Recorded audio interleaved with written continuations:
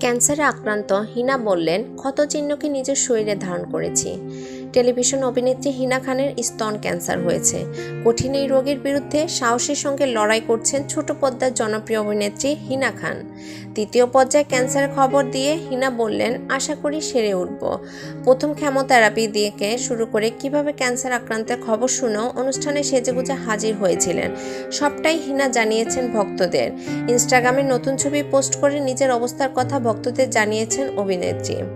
এর আগে হাসপাতালে গিয়ে প্রথম কেমো নেওয়ার ভিডিওটি শেয়ার করেছিলেন সামাজিক মাধ্যমে। আমার ছবিতে কি দেখতে পাচ্ছেন? শরীরে ক্ষত নাকি আমার দু চোখ ভরে থাকা আশা? এই ক্ষত আমার। আমি যে সুস্থতার দিকে এগিয়ে যাচ্ছি এই ক্ষতই তা বলে দিচ্ছে। তাই এই ক্ষত চিহ্নকে নিজের শরীরে ধারণ করছি সাদরে।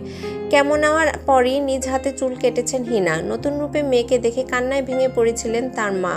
সেই মুহূর্তেও সামাজিক মাধ্যমে তুলে ধরেছিলেন হিনা। এবার শরীরে তৈরি হওয়া ক্ষতের ছবিও পোস্ট করলেন অভিনেত্রী। ছবিতে দেখা যাচ্ছে হিনার গলার কাছেও বাহুমূলে তৈরি হয়েছে ক্ষতচিহ্ন। তিনি পোস্টে লিখেছেন, আমার ছবিতে কি দেখতে পাচ্ছেন? শরীরে ক্ষত নাকি আমার দু চোখ ভরে থাকা আশা? এই ক্ষত আমার। আমি যে সুস্থতার দিকে এগিয়ে যাচ্ছি এই ক্ষতই তা বলে দিচ্ছে। তাই এই ক্ষতচিহ্নকে আমার নিজের শরীরে ধারণ করেছি সাদরে। হিনা জানাচ্ছেন তিনি এই লড়াইয়ের আশাবাদী।